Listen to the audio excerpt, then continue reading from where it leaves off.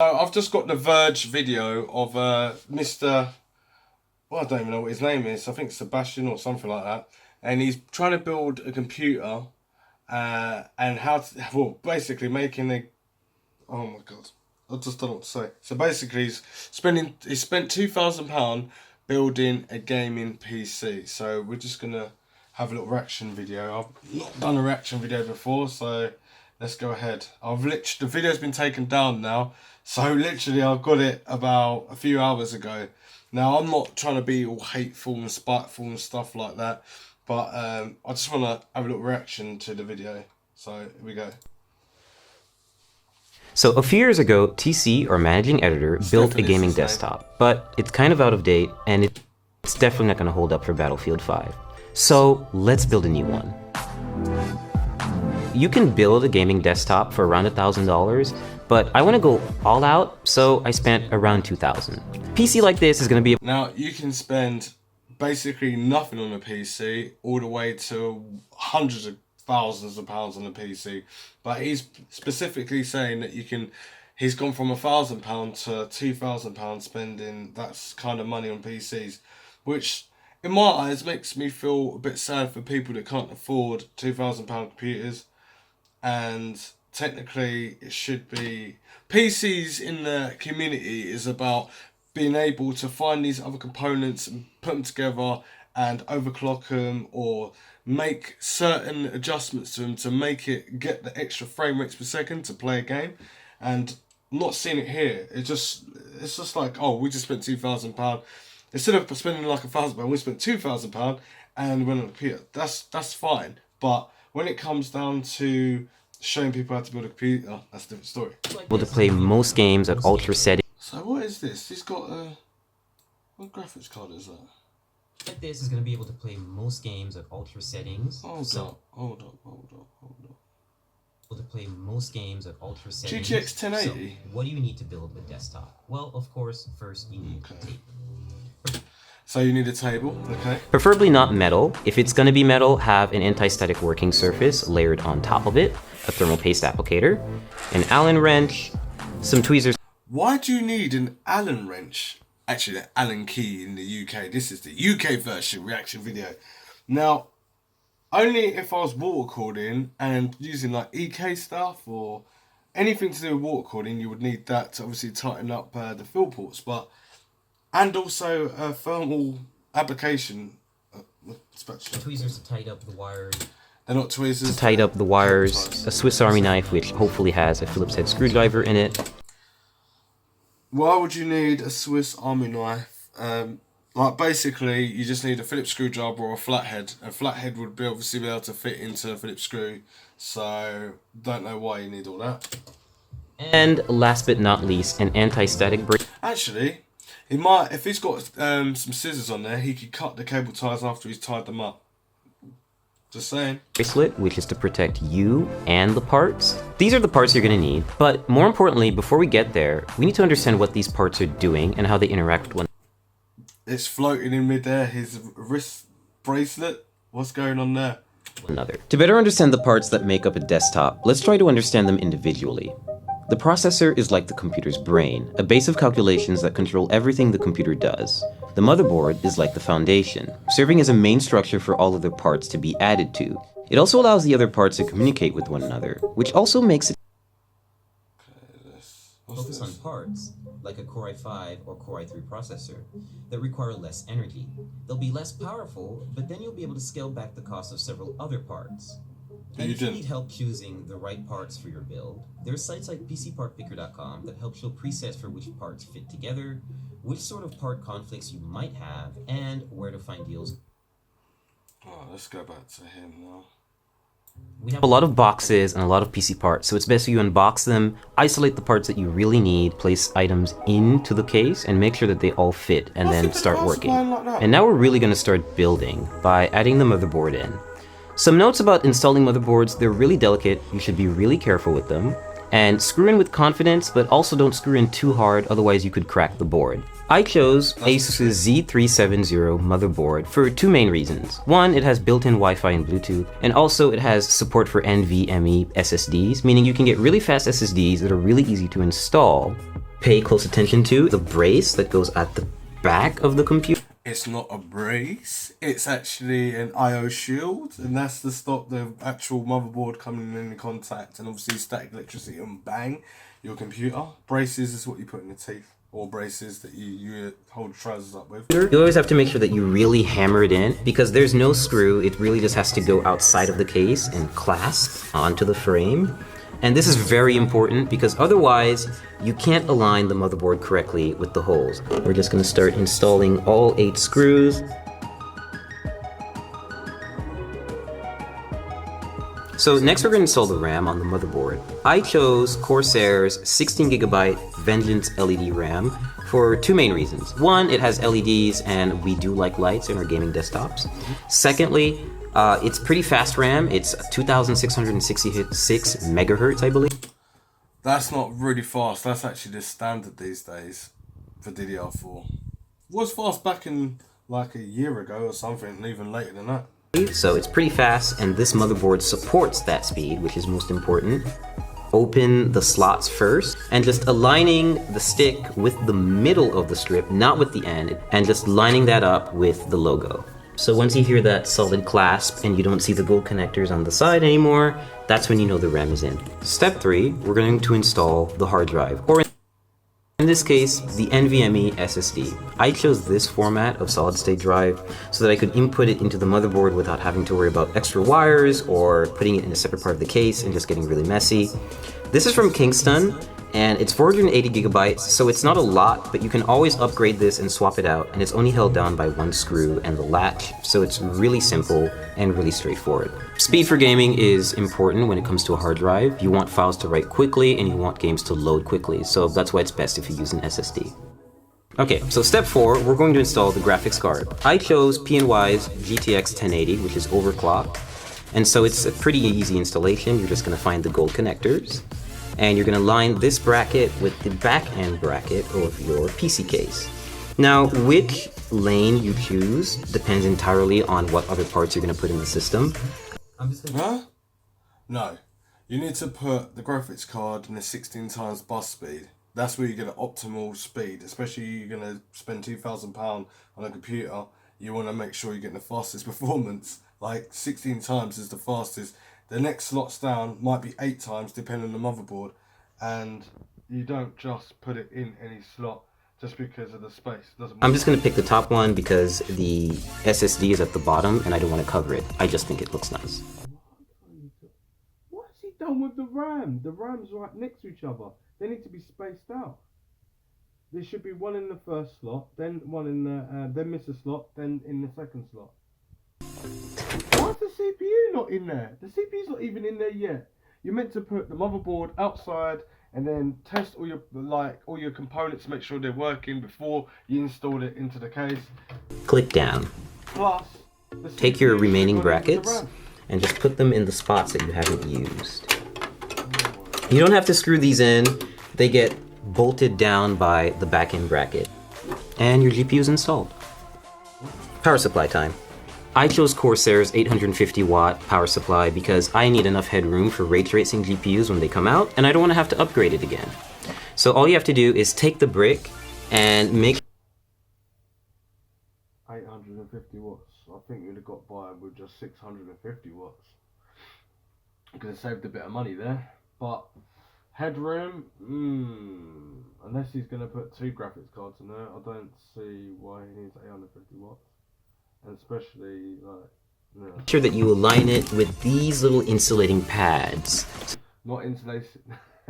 They're not insulating pads. They are for vibrations of the power supply. That's it. So the power supply doesn't short circuit and come into contact with the rest of the system. So just take it in, slide it in nice and easy until you have a snug fit.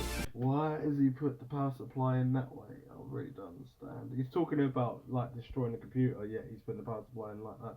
But technically, you can do all of what he's done the wrong way and it won't blow up your computer, but if you want it to get the best performance and you don't want to have any problems down the line, then think to yourself, what's actually the problem? And then someone sees your computer like this, then you don't know what the problem's going to be. You're going to have to take a lot of time. And then shift it to the back and make sure it's...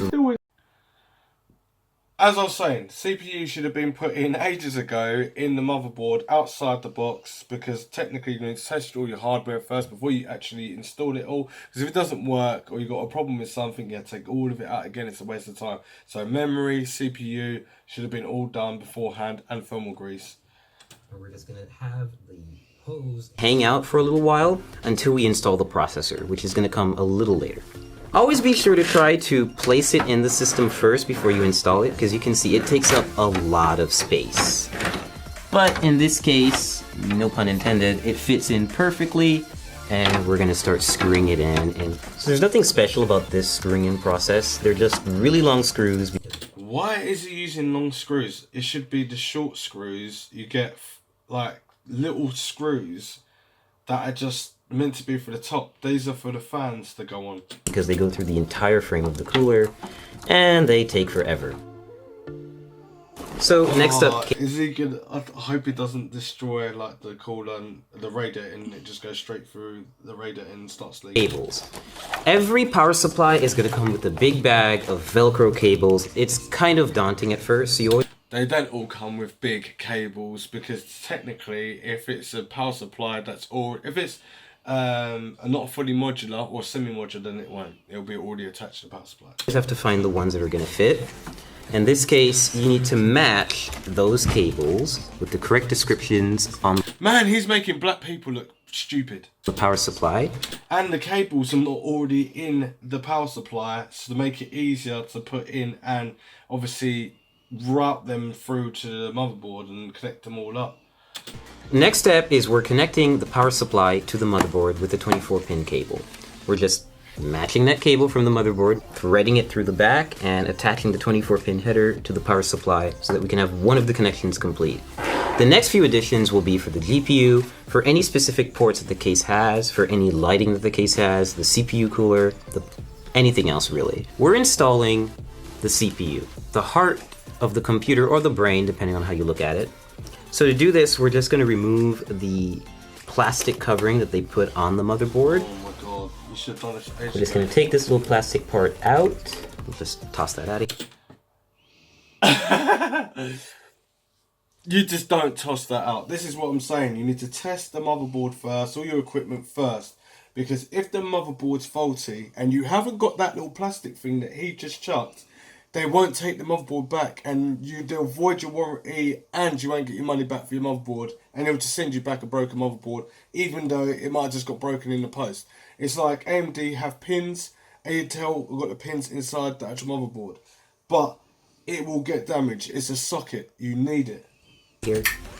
And now we have an exposed CPU holder, or rather slot. It's not a holder or a slot, it's a socket. On the motherboard. And we're going to use the CPU applicator. This is a special little part that not everyone may get, but this motherboard that we got from ASUS definitely does have. It's called a CPU installation tool. It makes it really useful if you want to install a Core i7 hexa-core CPU. Still not grounded. We've got one, and it's an 8th generation chip, and it's ready to go. He's got an 8th generation chip. Right, it's an engineering sample from Intel. Why would Intel send you a CPU when you don't really know how to build a computer properly? I don't understand. And technically, it's probably an 8700K CPU, and it supports overclocking. So what having this little... I wouldn't even try to overclock where the RAM is and stuff and whatever he's doing. Installer does for you is it's basically a brace that you can apply right to the CPU and light it up with the triangles that you'll see on the bottom left corner. And this will make it easier for us to apply it to the motherboard and then apply thermal paste and then apply a CPU cooler on top. And we're just going to carefully lean it down into the system and make sure that everything lines up, and we're going to clasp down on it and we'll be good to go. The brackets on the side. So we're about to apply thermal paste to the CPU. Hang on a minute. Everything lines up, and we're going to clasp down on it, and we'll be good to go. The brackets on the So we're about to apply thermal paste to the CPU. Why would you need to apply thermal grease if there's thermal grease in the AIO? Most AIOs come with thermal grease already on there. A nice thin layer because you don't need too much. You're only meant to have less than a P amount on a CPU, depending on what CPU it is. Could be different from AMD Threadripper or something like that. But technically, he doesn't need any thermal compound unless in this video he's going to wipe that off and put this thermal compound on because it's better and it's better at making better contact and a better sealant. But it's because you don't want to get air bubbles in it or anything like that. Because obviously, when the temperature rises, the temperature obviously gets hotter. It has air bubbles and stuff, and then it might not have a good contact to the IHS. CPU cooler actually comes with a bit of thermal paste already neatly applied in a circle around it, but it's usually not enough. It's good, essentially PC building practice to have a little bit extra and layer it on top of the Oh my god, oh my god, oh my god, oh my god, oh my god. CPU. The final portion is to add the CPU cooler to the top end of... Right, there has been so much controversy about how much thermal grease and thermal compound, what is the best and which way to do it, and it's been going on for years and then it stopped, and then this guy literally got thermal grease compound on his AIO, which he got from Corsair, and he's putting thermal grease on thermal grease on thermal grease, basically, because there's thermal grease on the CPU, he's putting thermal grease on the IHS, and he's got the thermal grease on the AIO. The processor. So you're going to see that there are Oh my god, he's like literally emptied the whole thing. And he still hasn't sorted the RAM out. 4 brackets, or rather like screws in here with brackets and holders right here. And they're going to keep the cooler raised off the processor, but it's also going to be close enough to actually physically come in contact with it. Like basically keep it cool. Take thumb screws like this and just screw them on. So now that our internals are done, we're going to put all the panels back on. The top glass, side glass, front glass, and of course the back panel where all this fun stuff is happening. So we fully built the PC. No.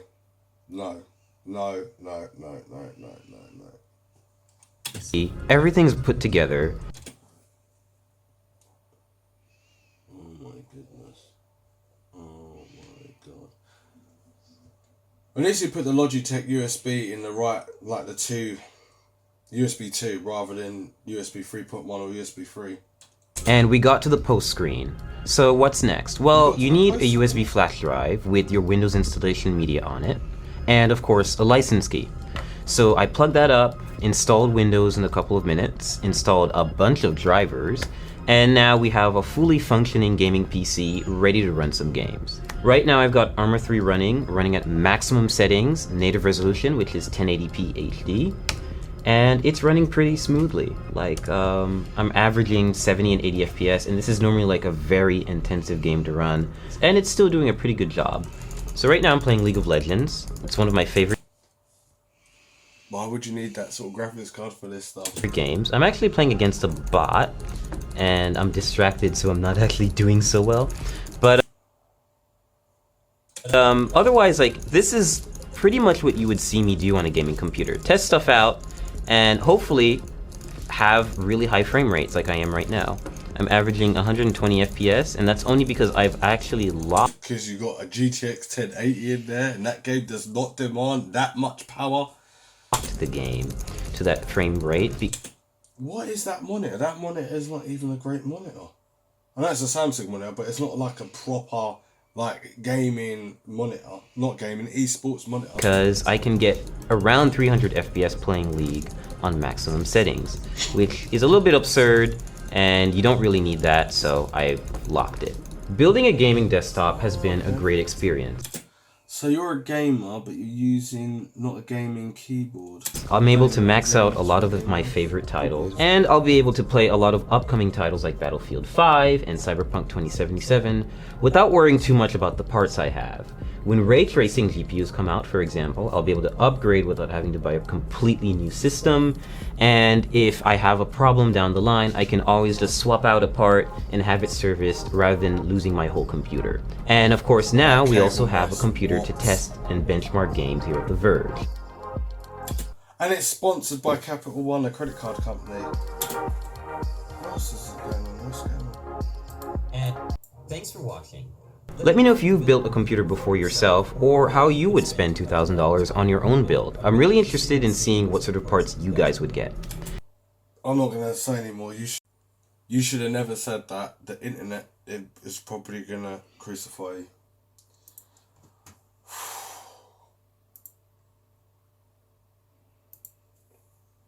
I have no words. There's not many black people that build computers, and he just made us look stupid. And actually, he's not even made us look stupid. He's made the whole community look like, if they just, some people see this video from the Verge is really big. That means that literally the computers might not necessarily break, but technically not to get the best performance because it's not done properly. They should have definitely read the manual. Anyway, leave your comments down below of what you would do with £2,000 on a computer, gaming computer, just to play League of Legends and whatever else. And yeah, Roger and out. Oh, don't forget to subscribe and share and like and all this stuff.